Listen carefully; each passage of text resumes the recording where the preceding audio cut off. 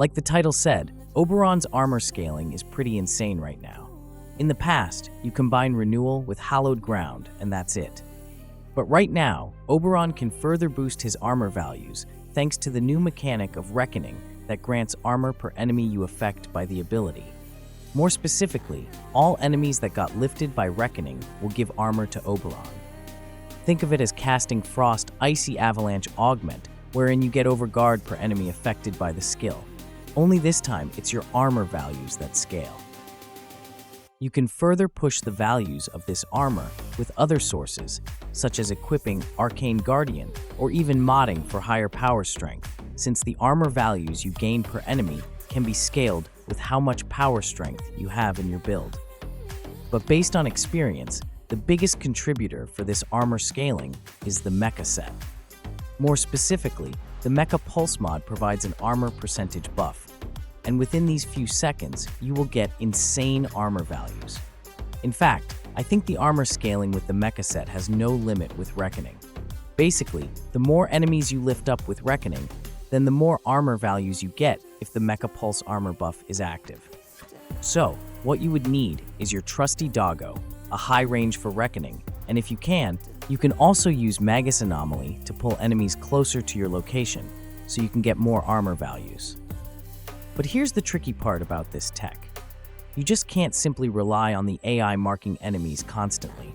You don't have any problems with the dog's survivability, as Oberon's Righteous Negation passive does affect your companions also. But the thing is, it's really hard to rely on AI mechanics on this game, especially the Mecha set combo. Most likely also, you will need guns and a setup that can constantly proc damage over time, or those damage types like Heat, Slash, and Toxin, so you can easily proc the effect of Mecha Pulse.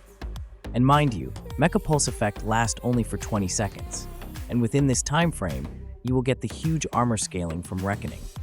But once it expires, it will just revert to how much armor you have got based on how many enemies you lift and how much power strength you have in your build.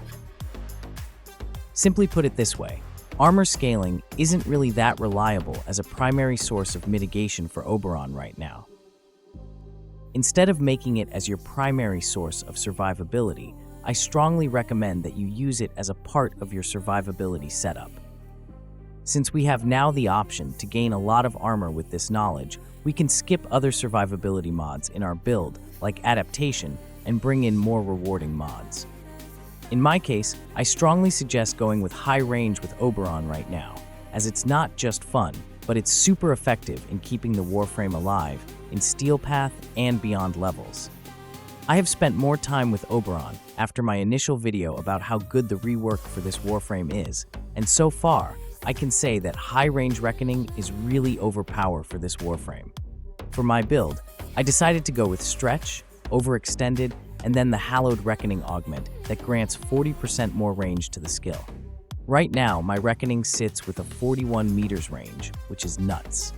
Also, thanks to Precision Intensify and Transient Fortitude, I can have enough strength to fully strip the armor of enemies. So basically, this build is a wide area armor stripping and somehow armor stacking build, which makes the Warframe more tanky. Not just by the armor values, by the way, as this build works better when focusing on his Righteous Negation passive.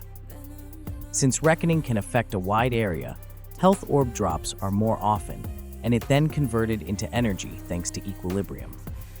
Now, my first build has quick thinking on it, but after more hours of playing the Warframe, this high-range build can sustain the survivability of the Warframe with his passive. The constant health orb drops just make it possible to abuse the Righteous Negation passive. And to make it more broken, I decided to go with Arcane Universal Fallout again for more health orb conversion. By the way, it's not just for maintaining energy, but the more health orbs we have in the ground means we are ensured that our passive is active almost all the time throughout the whole mission. Only thing that is lacking with this build is the damage I had with Smite when I don't have Overextended. With one tap, I can lower the health of 180 Corrupted Heavy Gunner Eximus to levels wherein I can perform a mercy kill. But with this build, it will take 2 tap of Smite, which is not bad, considering that the skill can still fully strip the overguard of the enemies with this amount of power strength. So far, I'm loving this build for Oberon, and I really love the rework for this Warframe in general.